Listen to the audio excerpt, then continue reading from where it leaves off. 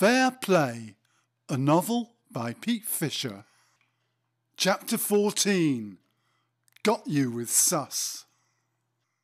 Martin was trying to work up the enthusiasm to go into college again. After Abbey Road, everything was a come-down.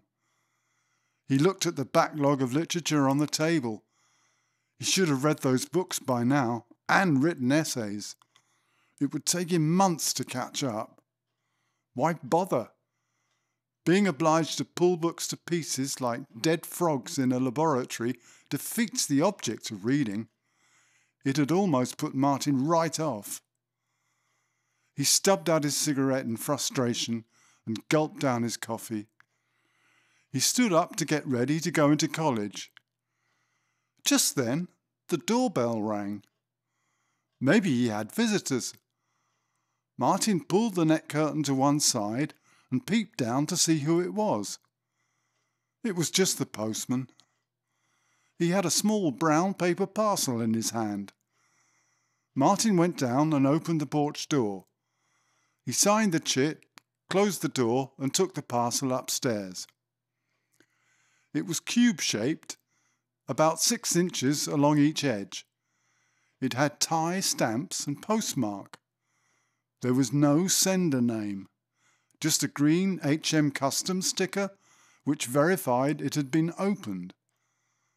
Martin saw there was indeed a neat slit which had been resealed with sellotape.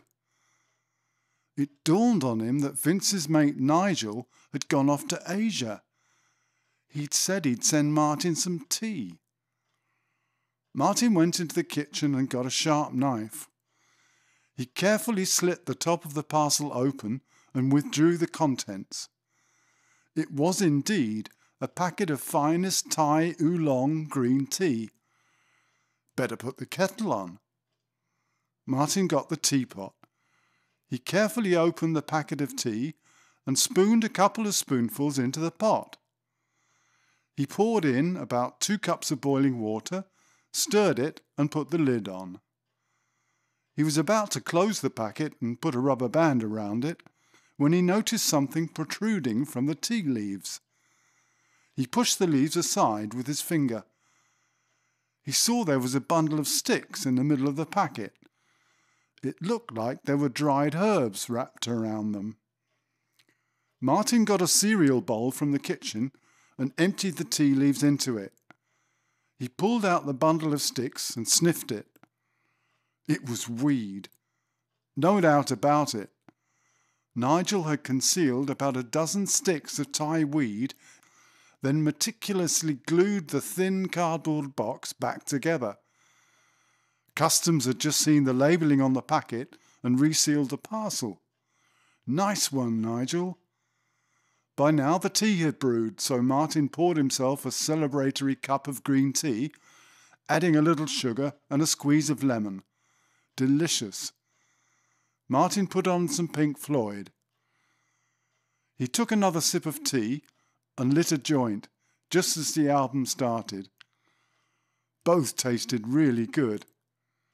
He leant back in the old worn-out leather armchair, his feet up on a wicker stool. He put the joint in the ashtray to go out. The weed was lethal. He wouldn't be going anywhere today. About 20 minutes later, the first side of the LP came to an end. The needle lifted and the turntable stopped. Martin was fast asleep. He had to get rid of that acid. Everyone had been buying the orange tabs. They were going so cheap. Martin had bought 50. He realised now it was ridiculous to have that many. There were 2 options: throw them away or give them to someone. His mate Rob from his hometown, Cass's brother, said he knew quite a few people who'd be glad of them. Martin phoned Rob. He got the acid out of the fridge, the half stick of Thai he had left, and a small wrap of speed just in case. He finished the small spliff and then walked up the road to the tube station. He felt well and truly spaced. That weed was strong. Too late now. By the time he'd got there, he would have come down a bit, he hoped. Martin came up from the tube and the cold air hit him. He still felt really stoned. He remembered he had to head north quite a way and then take a left to get to Rob's. He set off at a leisurely pace, but he didn't get far. The window display of a large hi-fi and electronics chain store caught his eye. Martin had a stereo system, but he really needed some decent speakers. He saw that even a pair of small bookshelf speakers cost £100 or more. Dream on.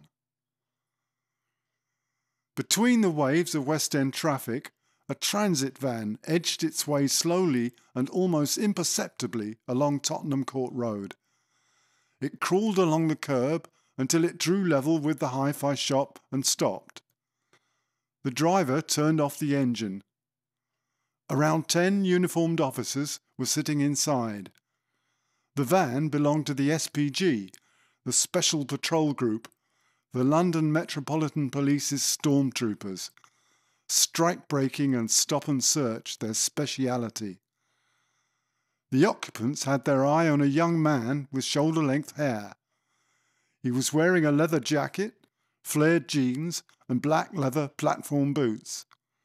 He was standing with his back to them, looking into the shop window. "What's that fucking hippie up to, Sarge? He looks dead sus. Shall we give him a pull?" The others looked over towards Martin. One of them chipped in. "Dead cert he's carrying. Let's nick the muppet." The sergeant got on the radio. "Sierra 47, dismounting Tottenham Court Road, junction Oxford Street, sus candidate, controlled drugs." "Roger, Sierra 47, have fun." The SPG officers quietly got out of the van and crept up behind Martin. They formed a semicircle behind him to block his escape. "All right, turn around slowly, son. Don't do anything silly." Martin turned round. He trembled with fear as he saw himself surrounded. It was all he could do not to pee in his jeans. The sergeant spoke first. "Are you carrying anything you shouldn't be, young man?" Martin simply handed over everything he had. He took out the tie stick, the speed, the 50 tabs of LSD, some crumpled pound notes and loose change, his keys, and a box of matches. He gave them all to the sergeant. "Jackpot, lads, the little sod's a dealer." Before he knew it, one of the officers was putting handcuffs on him. A second officer grabbed his left arm, and the two of them marched him to the van.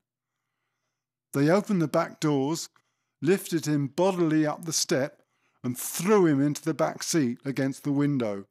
He banged his head hard. On the way to the police station, the officers laughed and joked among themselves.